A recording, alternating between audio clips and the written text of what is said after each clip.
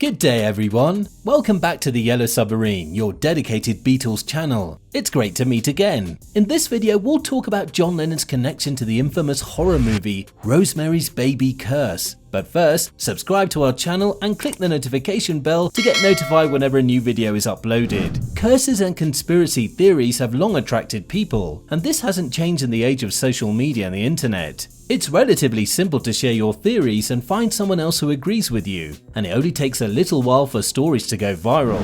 When John Lennon was shot outside of his New York City apartment building, the Dakota, in the 1980s, the entire world was shaken to its core. It was a chilling reminder that while we may worship rock musicians as gods, they're still human beings like the rest of us. What's even scarier is that the assassin, David Chapman, shook the hand of John Lennon's 5-year-old son Sean. Chapman's copy of Double Fantasy was signed by John Lennon himself. As a result, no one expected him to shoot John Lennon in the back with 5 hollow point bullets. Chapman did not attempt to depart the scene after performing the horrible murder. He stayed there, reading Catcher in the Rye until authorities came to arrest him. The singer's message of peace and love had become so ingrained in his being that his assassination in front of his own home felt like an ugly attack on the world's moral constitution. While the chances of Lennon's assassination being nothing more than a piece of a psychopath's fame-seeking puzzle are slim, certain dark corners of the internet indicate his death was linked to something much bigger. Those in the know believe that Lennon's death was caused by one of Hollywood's biggest hits, Roman Polanski's Rosemary's Baby. Things like these don't appear to occur in real life. We see them in movies and read about them in literature. They're not really happening, but that did happen. John Lennon, one of the greatest singer-songwriters of all time, passed away. The world grieved his death, but when the shock of his death subsided, hypotheses began to emerge, including one linking Lennon's death to Rosemary's Baby, branded the most cursed hit movie of all time.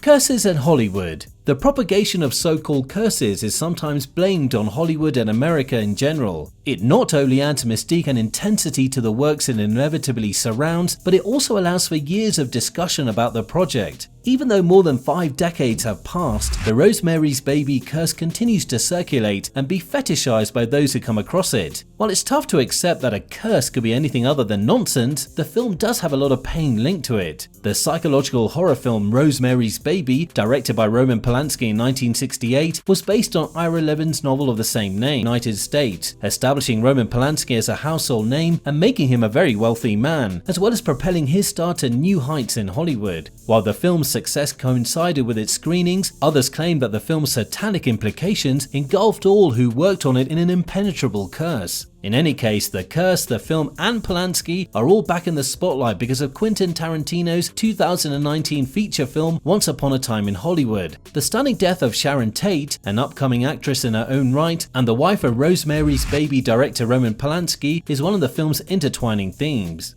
The aftermath of Rosemary's Baby curse. Tate was brutally killed while 8 months pregnant by the Manson family shortly after the film's premiere in 1968. It's been believed that it was around this point that the idea of a curse on the film was born. While this was unquestionably the most heinous moment of any curse, the bad times were far from over. Fans began to pour through the events of the film's production as a result of the atrocities on that tragic evening. They quickly saw that a growing number of potential curse plot pieces were forming. The film's composer, who died weeks after completing his work for the film, was one of those who suffered at the hands of the alleged voodoo. When it came to curses, Mia Farrow got off rather easy with Rosemary's Baby. Farrow was married to Frank Sinatra before she was cast in the film, and he sorely wanted her to star in a film with him, The Detective, which was also produced by Robert Evans. Evans went so far as to say that he didn't see Farrow in the part, but he decided to take it on regardless while also working on Sinatra's film. As the production of Rosemary's Baby progressed, Sinatra began flying back and forth from New York City to Los Angeles in an attempt to complete both projects, but this wasn't enough for him.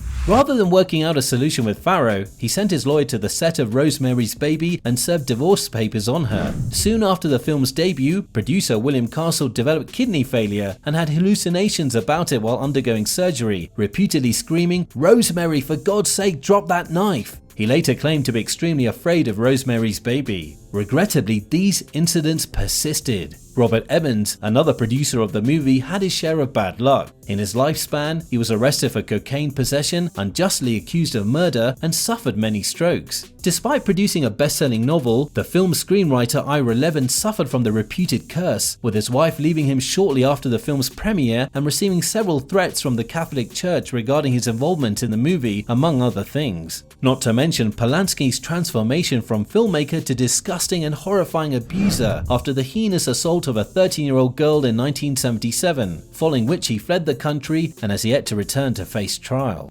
So where does John Lennon fit in all of these? The final link comes from the assassination of John Lennon outside the hotel where Rosemary's Baby was shot. The spooky vibe of the gothic Dakota building appealed to Chapman, who saw it as the ideal setting. Another link is that after Charles Manson's family murdered Sharon Tate, they used blood to scrawl helter-skelter on the wall.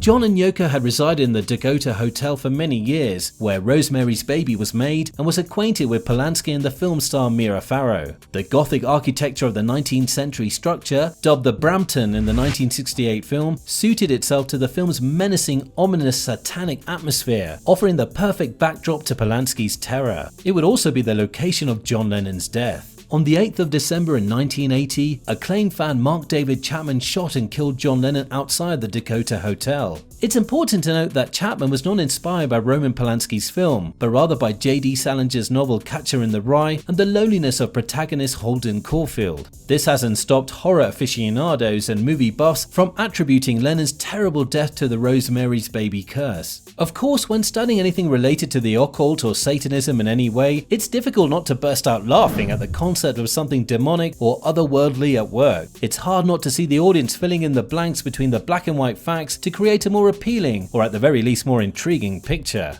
Bottom line, the Rosemary's Baby curse is most likely just a case of pure chance coupled with a dash of Hollywood glitz. Yes, it's simple to understand how the theory came to be. Take away the assassinations of John Lennon and Sharon Tate, which undoubtedly added gloss to the argument, and you've got a series of incredibly terrible circumstances. But that's all they are, unlucky. The truth is that the film's only significant flaw stems from its director's despicable behavior. John Lennon was tragically assassinated in his prime. Lennon was preparing to relaunch himself into music, having recently released his return album Double Fantasy, and having laid many of his demons to rest. Regrettably, we will never know how may have turned out, but there is only one person to blame, and it isn't the devil himself or a Hollywood blockbuster.